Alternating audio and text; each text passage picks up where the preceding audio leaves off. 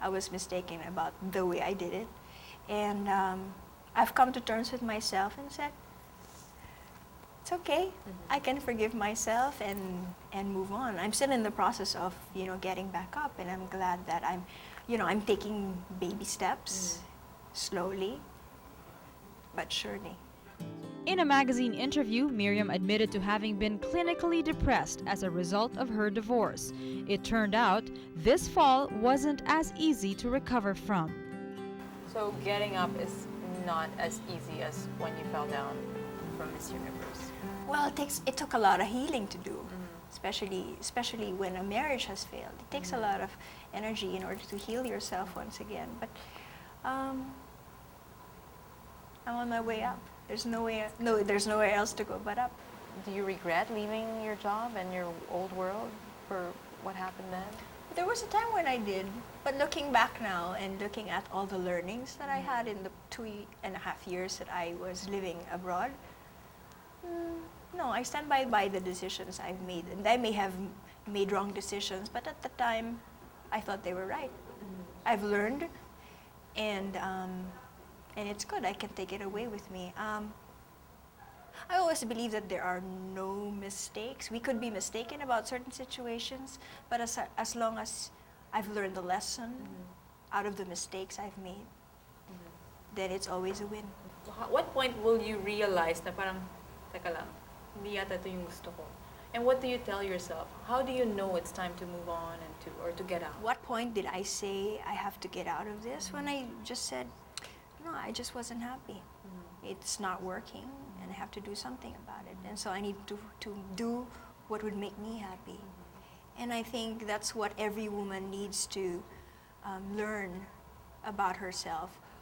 Find out the things that make her happy, and figure out how she feels about herself when she's in the presence of a man.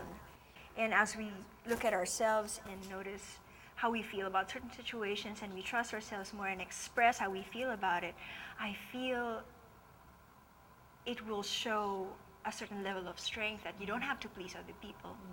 You only need to please yourself. And I think that's one quality that every woman should learn.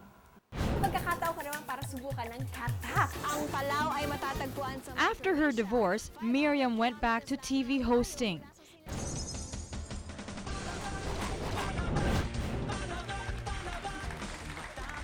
Sugal daw isa sa mga maraming bisyo ng mga kalalakihan. And has since then tried to broaden her horizons. Is it important for you to constantly learn new things? Yeah, growth and learning is a very high value in my life. Apart from also making a contribution to myself, to people around me, as well in society. Those are two high values that I have.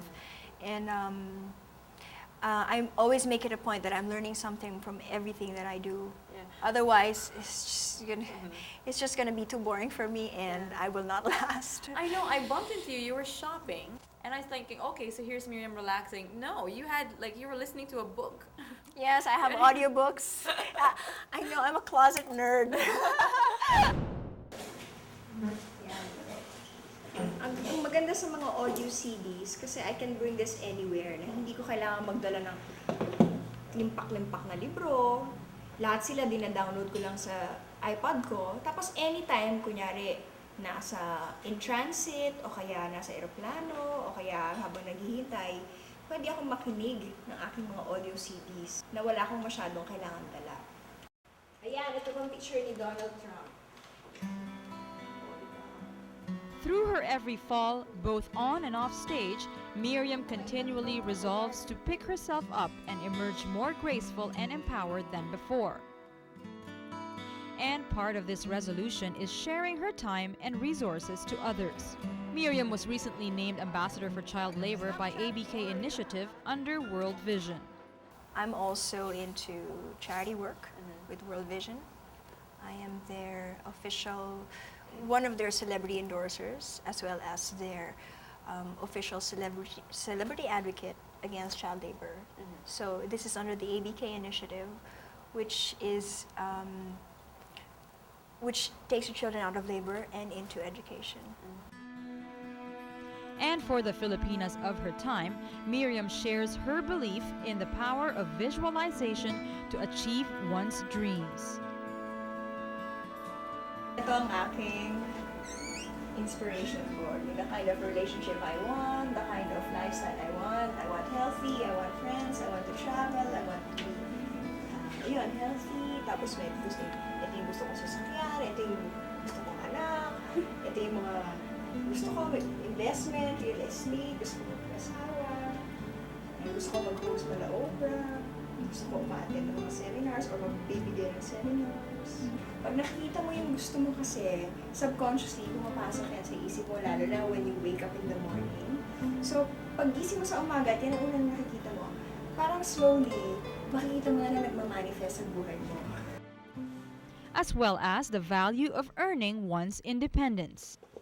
I don't believe a woman has to be dependent on her husband all the time. I believe that empowered women can be leaders, like I said, and can lead their own lives and have their own money. I think that's very, very important because, you know, with the incidents of, you know, divorce or separation or whatever, I think it is important for a woman to have something na pinangahawakan niya. Not just for her personal security, but also for her own self-esteem. All I have to say is, women, find your happiness. Know that you are worthy and know that you are loved. Love yourself because that's where it all starts.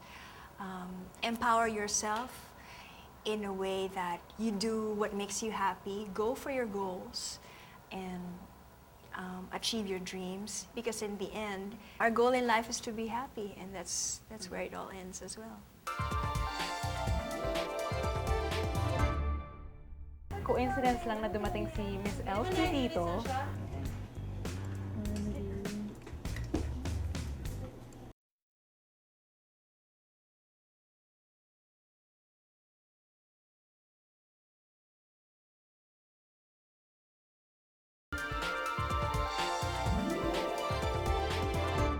Hers is the name we hear from the mouth of almost every celebrity in town. It is the name thanked for many doors opened and opportunities presented. Sexy, youthful, beautiful. This exquisite lot all pay homage to a different kind of beauty queen. Her name, Belo, Dr. Vicky Belo, the owner and founder of the highly successful Belo Medical Group. Hi Carlo! How are you today? Naka-ano naman? Ano ako? Ito yung wave na.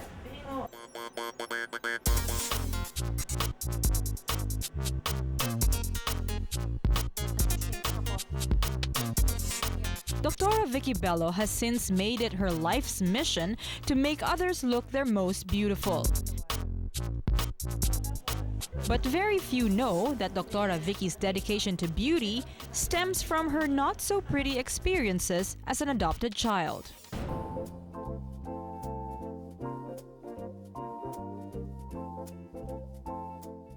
You mentioned, so you're adopted by your aunt. By my aunt. Who Did you couldn't have know? Children. Oh, okay. Yes, he told me really early. But then, when I was like 5 years old and I went to Assumption, everybody in the school knew I was adopted because my sisters were also studying there. Your biological My sisters. biological sisters. So then they make fun of me. They go, "You're adopted. Why did your parents give you away? Because you're ugly." So cry, I'm ugly. That's why they gave me away. So that was like, I think, the beginning of the seeds of becoming this doctor that makes people beautiful. Because in my head, you're not as loved and you're not as wanted if you're ugly.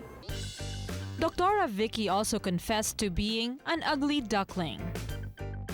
When you were younger, were you Well, insecure? I was very insecure when I was told at 5. You know, then I was very fat as a child. I think I was 100 pounds at the age of 5. So my dad put me in this really strict diet. Thank you, Daddy.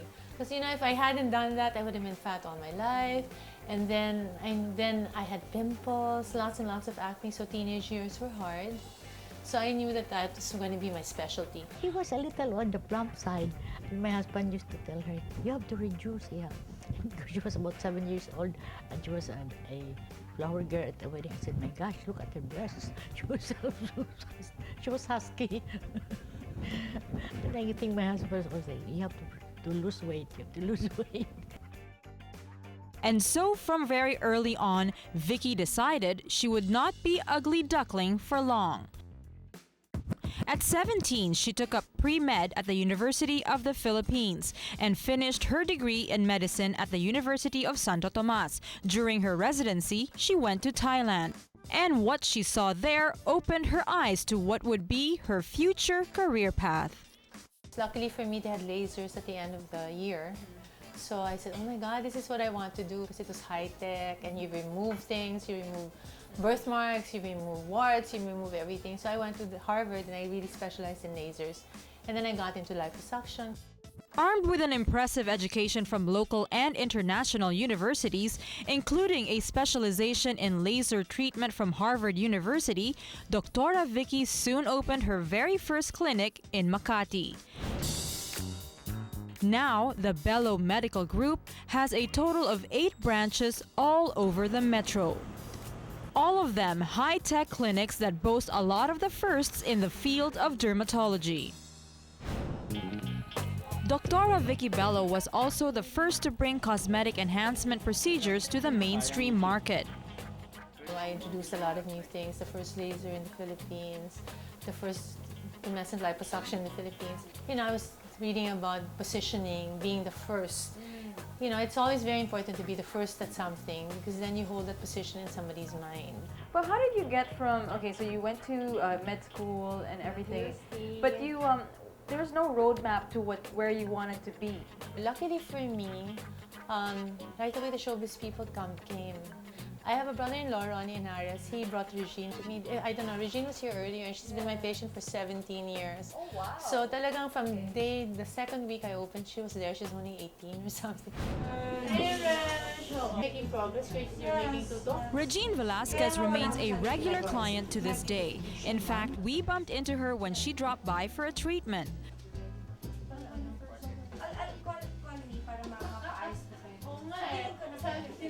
With her slew of celebrity friends, she soon became somewhat of a celebrity doctor herself.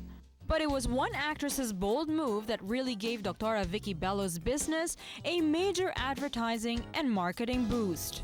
What were the main challenges? Because back then, liposuction was, kept a secret. 1996, I did Osang.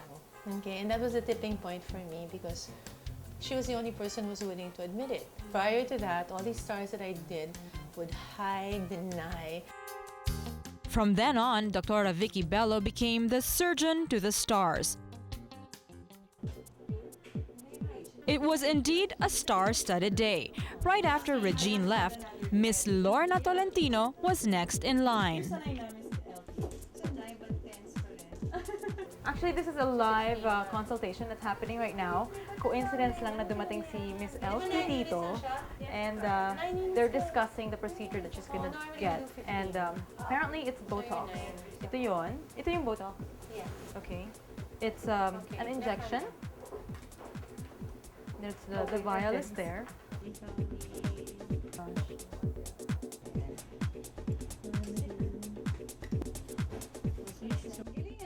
As a doctor, there's only one person I trust, and that's Vicky, Dr. Vicky Belo. Regarding any scientific enhancement, kumbaga, sa kanya ako nagtitiwala talaga. Si Vicky kasi innovative, siya yung laging trailblazer. Kumbaga, lagi siya nauna sa lahat ng iba. Yung bang, siya malakas ng loob, papasukin niya isang field na ito, mag-i-introduce siya ng bagong treatment. But Dr. Vicky also struggled with her celebrity status. She had to face a lot of criticism for advertising her services as a medical practitioner. How did you deal with that? People were getting very angry, the doctors, and they were saying I was unethical because I was advertising. I got scared because I was young, I was 31. Young pa yun sa akin. And then I backed down. I didn't